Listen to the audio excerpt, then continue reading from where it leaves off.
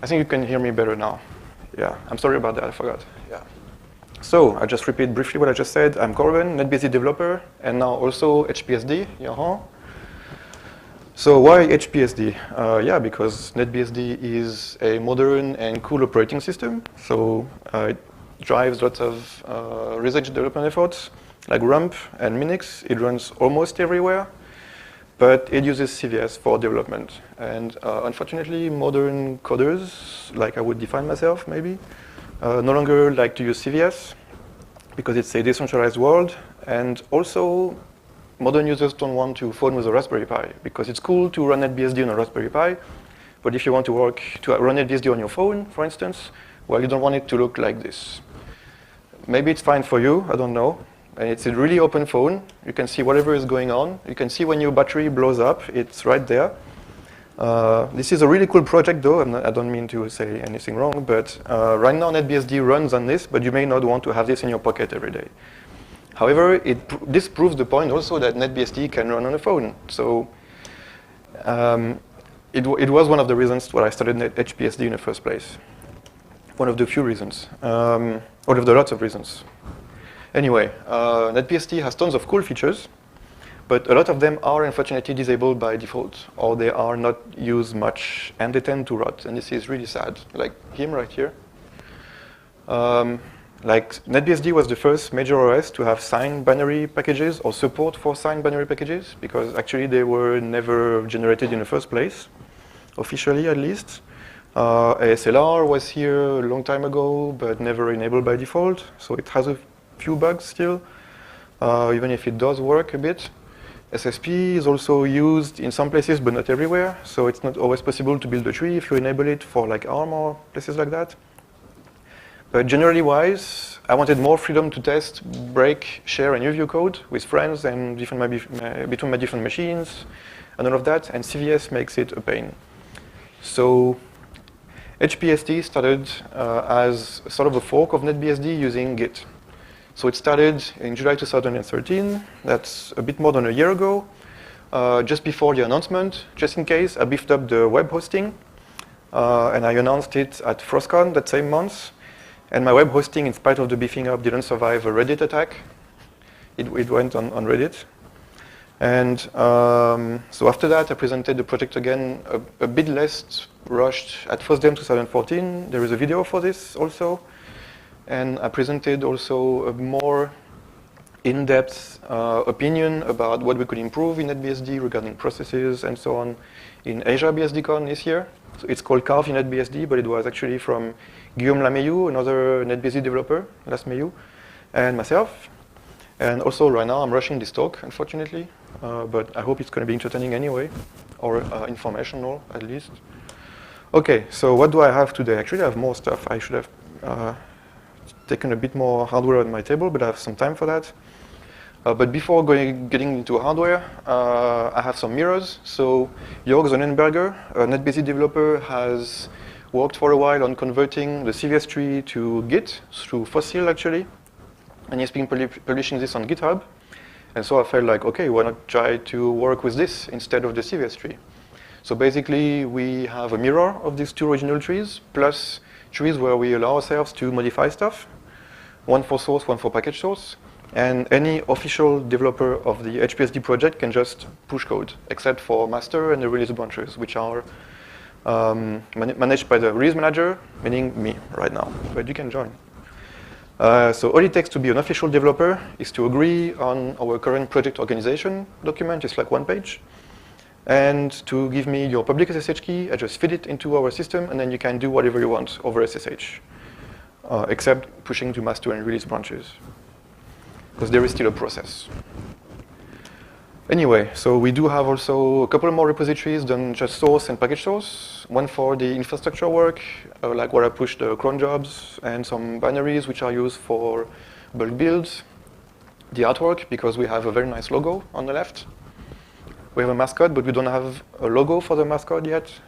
It's a hedgehog. I have some pictures of hedgehogs, but I don't think you want to. I don't think you're here for watching pictures of hedgehogs. And anyway, I managed the tree with Gitolite, which is an awesome system for managing privilege access on Git repositories. It does a lot of stuff for me, which I really appreciate, because I really want, with this project also, to automate a lot of the work, since it's right now still a small community, but I hope to grow it a bit, maybe. So anyway, where we are now, we have 2 releases. The stable release is based on NetBSD 6, so it's EdgeBSD 6. This way it's less confusing, I guess, even if we skipped like 5 releases or so, but I don't think it matters. EdgeBSD 7 is already available, even if it's just actually a fork of the NetBSD 7 branch as of a few weeks ago, and I just build sets and they are there. But right now it's not automatically being updated, even though it's a requirement that we have. We provide signed binary packages, which we maintain for security actually, so they are based on the 2013 Q1 branch from package source. And we maintain it in a long-term support fashion, because actually it's the last branch of NetBSD of package source with modular Xorg, which was not broken on base. So I had to stick to this version of Xorg and drivers to keep it running on my laptop with like possibility to use the Intel driver. So that's another motivation factor for starting the project and maintaining this for security in the longer term. But it was also a big experiment, because I was basically, as far as I know, the first one to do this publicly, and I wanted to check if actually I could do that.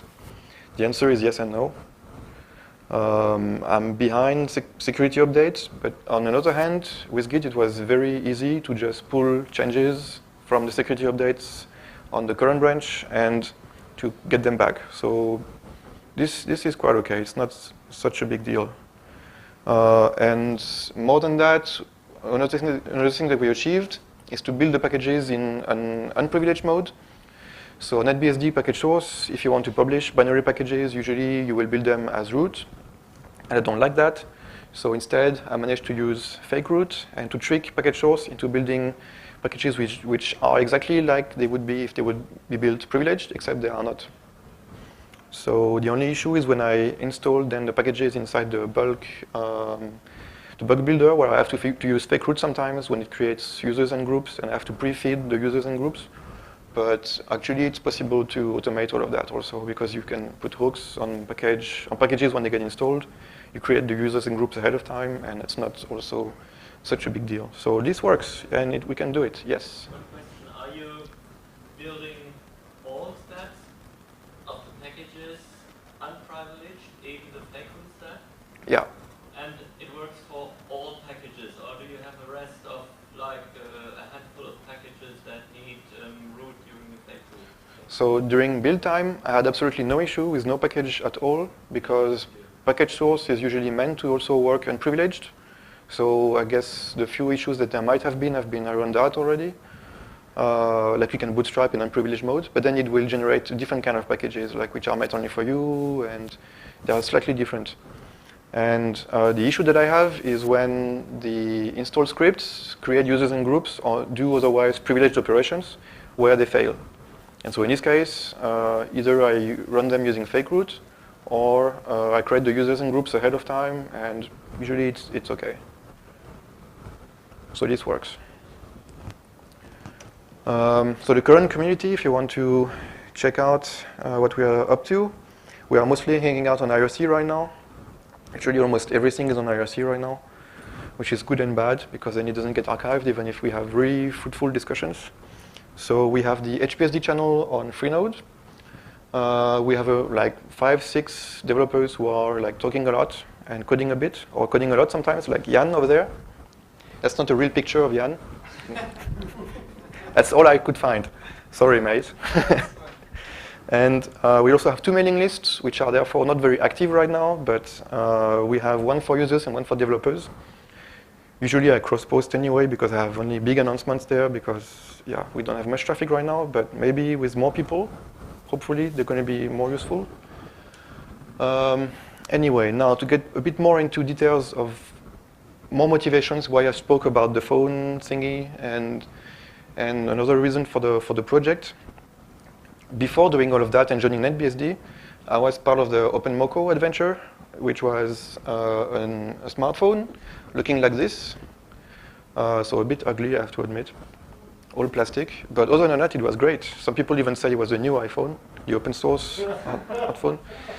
Yeah, I didn't have such high hopes, but I was trying really hard to like make it work because it should have been just the first step for something better. And some of the objectives initially defined were achieved. Like some people managed to get parts of the phone, put something else inside, and make it into a different phone, more powerful, with reusing some of the components. And we now have 3-4 competing smartphone stacks in open source, including mine. Because at the time, I was not satisfied with OpenHand, which was abandoned, or the Python stuff from OpenMoko, which was also abandoned. Then there was FSO, we started from scratch, and I didn't see it going anywhere, so I did my own stuff again. So it's a bit sad on one hand that there were so many different initiatives in parallel, and not like one with a lot of like active developers on it. But anyway, I didn't stop working on this. But now I prefer NetBSD, so I really want to have NetBSD running on a phone and to use it instead of whatever Android crap I could buy nowadays. Sorry if you have one, I mean, it's just my opinion. But even if it has a part of NetBSD inside the system. So anyway, I wrote a desktop environment, and as part of that, I have wrote a telephony framework.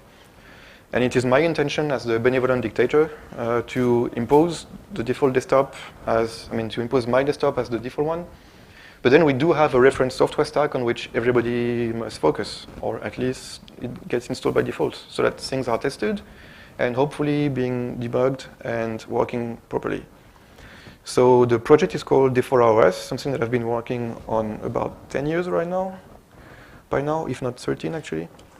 I started in 2001 in a different way, and it was based on Linux, I have to admit. So D4R is actually Debian for all. It's not connected to Fedora or whatever. I had the domain name before. Nowadays, of course, it's a bit unfortunate that Fedora happened, well, for me at least.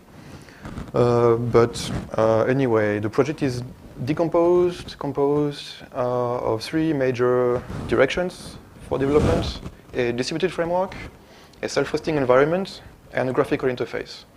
So my real goal is the distributed stuff. The self-hosted stuff is more for fun and learning. And the graphical interface just happened because I didn't like GNOME or KDE or whatever else there was at the time. It was all slow and sluggish on my SPARC 64 machine. And I found out that by doing it myself, I could achieve just as much, and it would be actually faster. And today it fits on embedded platforms, therefore.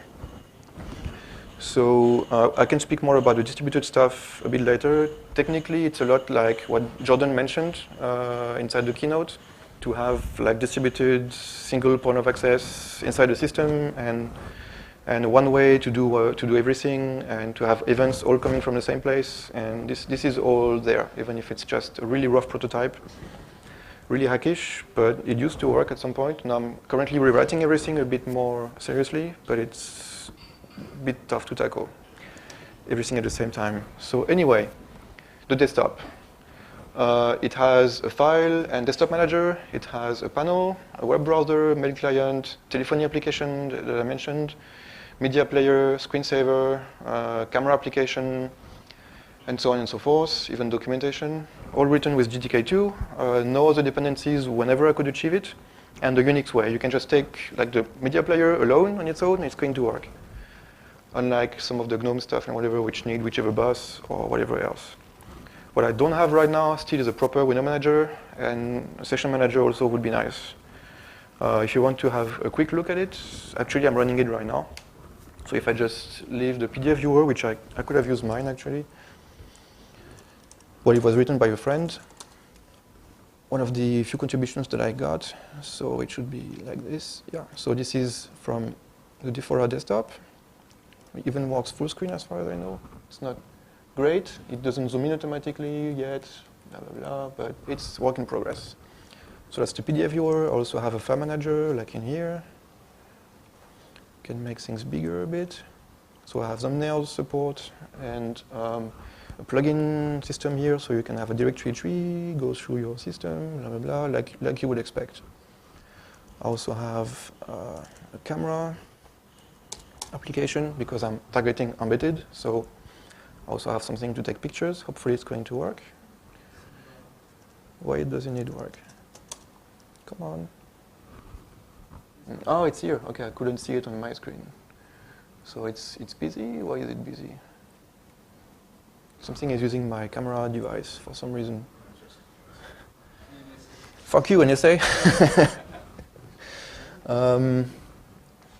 Anyway, yeah, I could show a bit more of this later. For now, back to the presentation, unless you want to see more. Yes.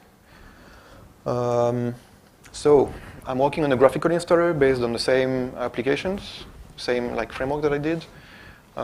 Presentation tool, package manager would be nice also, of course.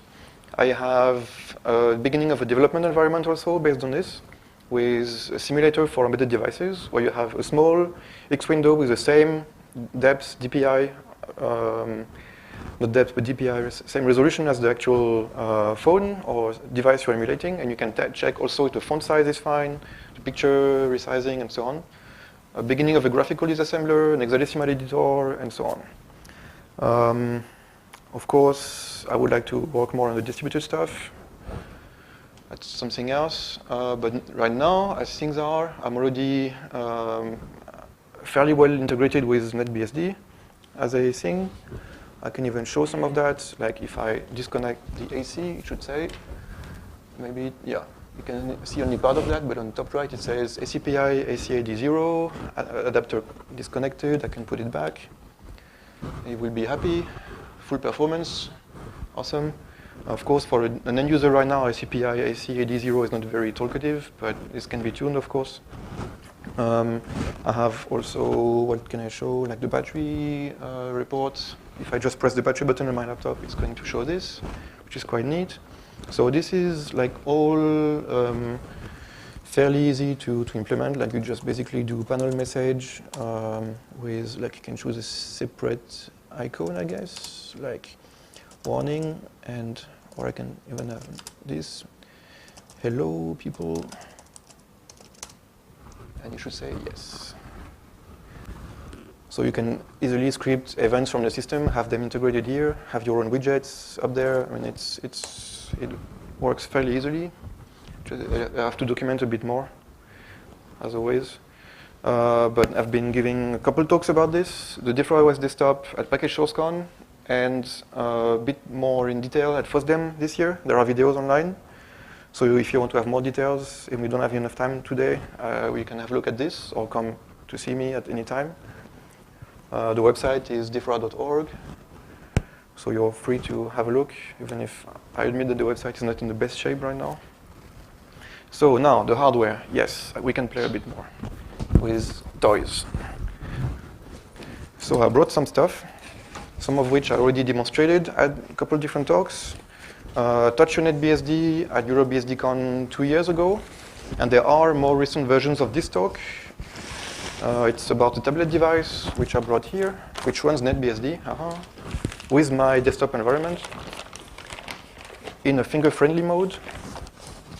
I can show a bit what it looks like, what I mean by that. And I really want to run NetBSD or EdgeBSD on my phone, so I also tried to work on the Nokia 900, and I gave a talk about it at BSDCon a year ago.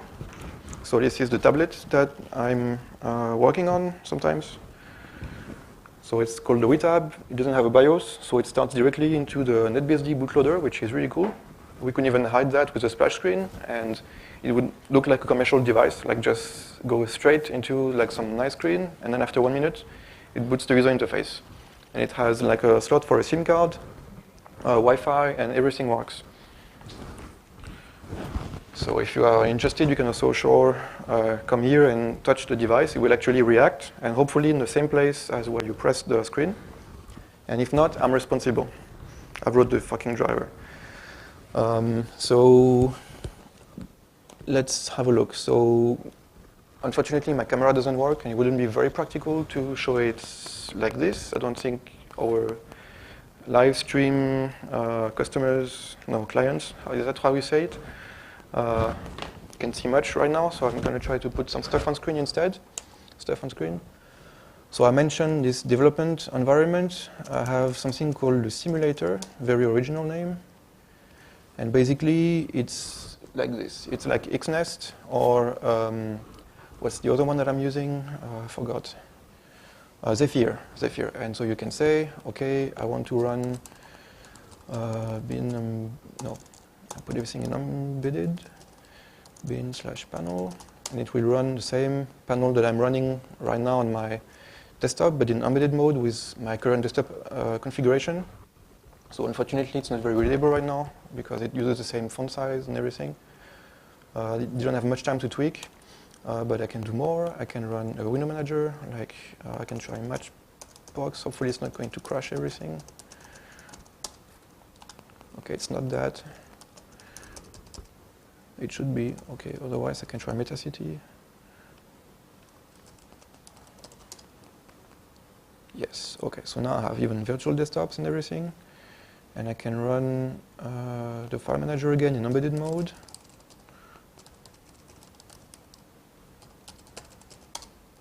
And here it is. So the menu bar is gone. So the missing actions which were only found in the menu bar now go into the toolbar. You still have access over like different views here. You still have access to the plugins. I have some fancy ones like for Git, where I can initiate. Oh, we can actually play with that. So I can go to /temp, make a folder. Okay, not in this view. So new folder. This one. We go here. I create a Git repository. It's fine. Now I can create a text file. Okay, it's fine. I can. Okay, I don't support adding files, but I can do it manually. Git add blah blah blah.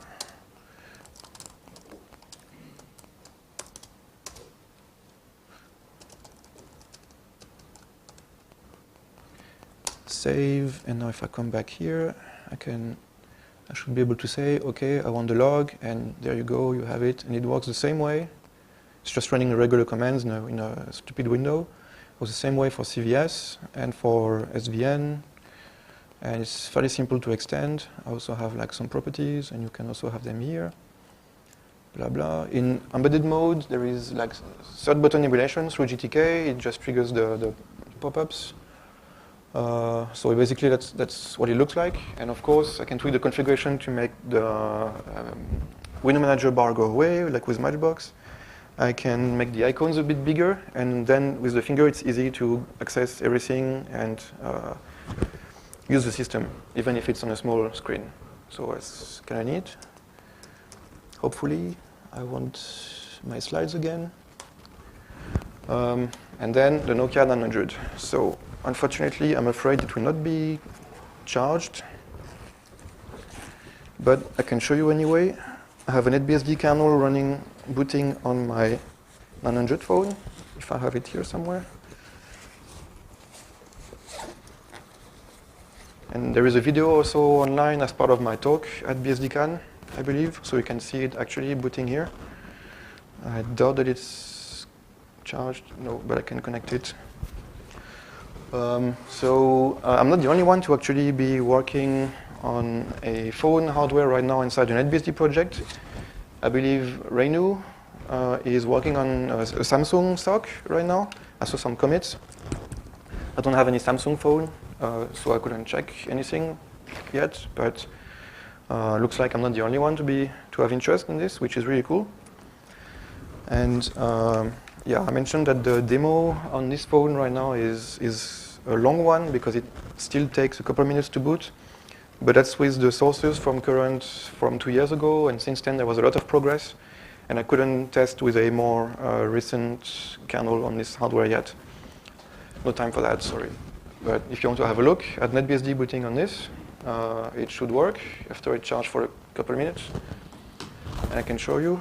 I even got to start X sometimes. So we could actually use it as a tablet first, and then hopefully someday give phone calls, I hope.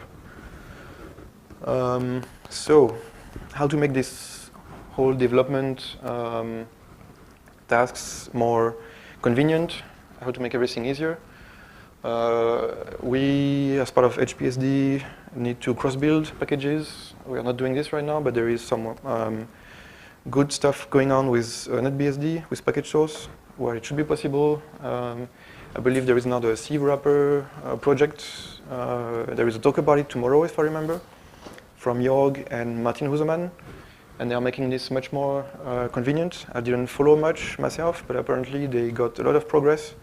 Apparently they've been able to build a lot of different packages, to cross-build lots of different packages. I would really like to have also more graphical tools for debugging and development. Like I would need an SPI bus simulator because when you work on such stuff, you have dozens of pages of like A4 sheets with registers to push and to pull and like some text to explain how the SPI bus works. But to put everything into a picture and like connect this to the driver, the code you're writing, and how it's going to work, it's a bit complicated. So to have like graphical simulators for drivers would be awesome. And I don't think it would be so much work. I have a couple ideas how to do this. So this morning, Jordan also mentioned remote debugging. So it's a very good idea. We should have tools for this. More tools, better tools. It's all about the tools, tools. And one such tool that I've been working on as part of EdgeBSD is called Edge. And it's meant to create ready-to-flash system images. So what do I mean by that? Actually, it's just a shell script which takes a bunch of sets, packages. It just generates, for instance, a big file, mounts it as a raw disk image, like with vnconfig.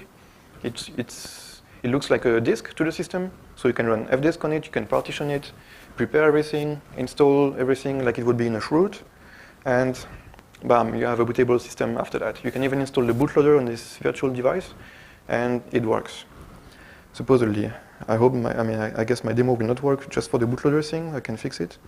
But anyway, I can show you. It works completely offline. You don't need to start a VM for that. You don't need to run any kind of recipe over SSH or whatever, which I do not like. And it works, therefore, across architecture and systems. I can even generate almost working Debian root with Edge right now. I have some support for that. So this is how it looks like right now. So technically, you can use -h. It says hostname, but really it looks in a directory for a file called after this hostname for a default configuration and modifications if you need of the recipes to create everything, config files and so on. A target file name if you want to create not just a root but an actual file with a system image. And you can of course use -q, -v for quiet or verbose mode. Some variables are really easy while dealing with all of this. Really not easy, useful while dealing with all of this. And let me show you how it all works. Okay, so I have a terminal here normally. Okay, it was in the right folder. Or no, here's the right folder. So this is Edge here. That's the current usage screen. And technically, I can simply run it right now with sudo because it needs to like use vnconfig and so on and mount this fake file system. And I can tell it to use my recipe file for my base EdgeBSD system, like the most basic thing I can generate. That should work. I just output it to a file called base.emg, and let's see what it does. So if I do that and enter my password, so it will directly partition the fake drive after generating like a sparse file actually when it can with this image. So that's why it's so fast. It installs a kernel. Right now in my recipe file it's just generic. It's extracting 3 sets right now, base, etc, and modules. So it's going to take like another 8 seconds here, 6, 4, a bit more. Yeah, etc should be really fast, and modules fairly fast. I can zoom in maybe a bit more, or put it full screen like this. So that's for base.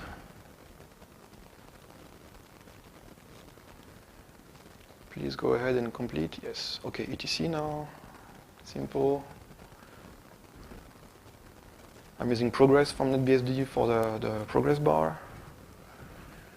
And then it installs the bootloader, and that's it. Okay, try to install GNU-PG, but I don't have network access right now, or this mirror is not on my machine anymore locally. So now supposedly it installed everything, and I can try to run QEMU on it. I suspect it will fail because of the bootloader thing that I just noticed before this talk, but hopefully I'm going to be able to fix it.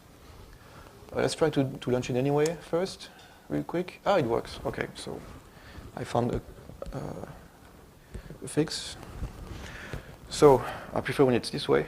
So this is QEMU running right now, running on the file which I just generated. So I just generated a working virtual machine image in what, like 15 seconds? And it's booting right now, a bit slow because it's QEMU and you don't have KVM or something like that. But after a few more seconds, it should boot a completely working system. And you can pre-configure it, you can put default users, you can enable services, pre-install packages, and it's just a shell scripting with some helpers which I wrote, so it should be fairly easy to reuse, extend, and so on. And it should also work for embedded devices. I didn't play with it so much yet for like targeting ARM or whatever, but it should just work. I'm not running any binary from the shell root, even for installing packages. So hopefully it's going to be ready to boot now. Yes. So it switches to Visa mode because I configured it this way in boot config in my recipe. And this is NetBSD 6.1 from EdgeBSD right now. And as you can see, it should start init in a second. Yes. And it should give me a prompt. Okay. My computer is a bit slow, I'm sorry. It's like, okay, it doesn't boot run to user right now. That's not supposed to happen. Fail. So there is a fail, but I swear that it actually works. Okay. Next time, with more preparation. So back to the slides.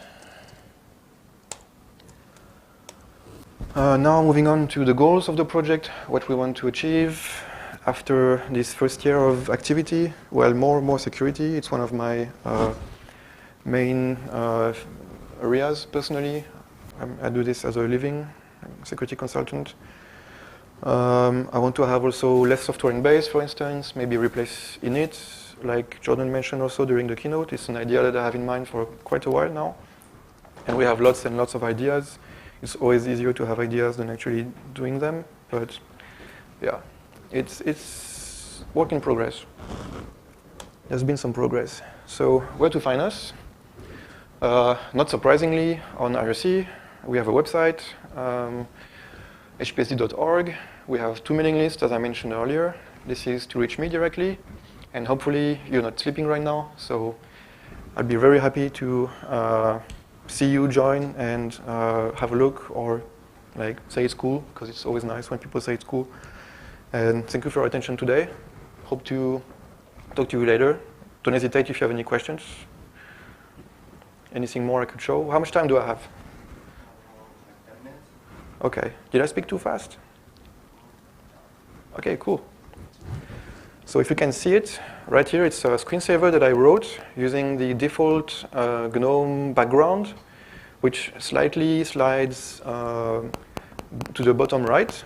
And there is a NetBSD logo on top of that, transparency, with fake transparency. So if I touch the screen right now, it gives me a prompt where I can slide, like this thingy here, to unlock, and it gives me my desktop. So like it would be on a regular phone or whatever. I can also set a password instead or anything. It's just a plugin. I like plugins. So here you have the main menu, like I configured it here, but of course everything can be modified. I can go to the settings of the panel, and I can say, okay, which applets go on which panel. I have a bunch of different applets. This one tracks the Bluetooth status. There is the sys tray here. A window to, a button right now to conveniently close applications, because usually they don't have like the window bar because Matchbox doesn't have one. I can also like pop up a virtual keyboard normally. Come on, yes. So I have a virtual keyboard here with different layouts I can switch. It's not always very convenient, but it works. I can run the file manager, which I showed before. I can run normally the camera application, which looks like this. I should even be able to run it full screen. Not in this version, but since then I have implemented it. Maybe if I press this. Yes, so right now it's okay, scaling really badly, but I have another mode. Hey, you can see yourself, that's awesome. I can even take a picture. It doesn't make noise right now when I take pictures, but it should be easy to achieve. So here I have my souvenir, maybe, yes.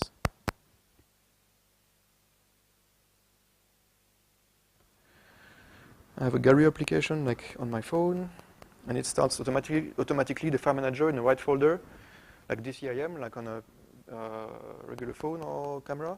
And here you can see yourself. And I can go into the preview plugin. Where is it? Here.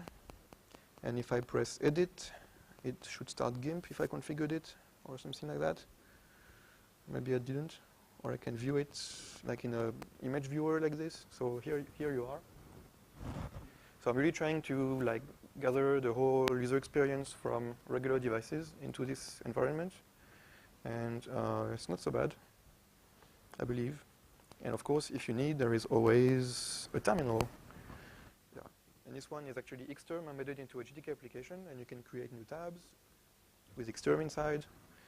You can also run a native Xterm, of course, and so on and so forth. I mean, it's all open. Don't know what else I can show. That's interesting. Yeah. Basically, that's it for the tablet. I can show the phone here because it's now booting in a loop. So it's actually booting NetBSD from time to time. Let's see if it has enough battery to do a cold boot. I have to do this a lot because every time I was checking, like testing a new kernel, I had to remove the SD card and put another one with the new file. So I had to do this a lot. It's not nice for the hardware. Part of this is broken now from using it too much. But if I start the phone now, no, still unhappy. Needs to charge more. Yeah. And I wrote the driver for the keypad, which was a bit of a mess. I mean, difficult to achieve. I didn't have much experience with ARM development at that point. But the like gory details are in my BSDcon talk. And the keyboard works. It just takes 1 second right now each time you press a key to actually appear on screen. But this should be possible to fix, to improve. And when booting Xorg right now, the layout is wrong. So it's still not really usable even with the keyboard right now. So here it's starting now. There is a small Linux penguin, but it's actually from U-boot. It's not Linux. And the default, I changed the bootloader, that's why it does that. And with this bootloader, I can start a NetBSD ELF kernel, like it's built automatically, like it's built from the regular sources. And you can see here the console with green and white, and it's actually NetBSD booting. And if you're very patient, you can actually get to see it multi-user. And sometimes it starts X. I also wrote some simple drivers for like the camera cover at the back, so I can detect these events. I can detect the button pushes here, and a couple other things. The camera button. Yeah, so this sort of works. I've been trying to get the touchscreen and the wireless driver to work. They are both on the SPI bus. And when you write at the same time the bus driver and the actual device driver, it's difficult to know where your bug is, which is why I would love to have a simulator or to have another device with a known working SPI bus driver, and then I could like plug something else. But yeah, so did it crash? Or yeah, I guess it did. There is a watchdog also in the bootloader or in like in the hardware, which is not implemented by NetBSD yet. So if you don't disable this somehow when you boot, the device automatically self-reboots right now. But there are ways to work around that. Apparently, this time I didn't. So yeah, that's for the 900. Hopefully more hardware is going to be working soon. But that's what I had. And yeah, I guess I used most of the 10 minutes by now. Okay, well, I would like a drink. Thank you.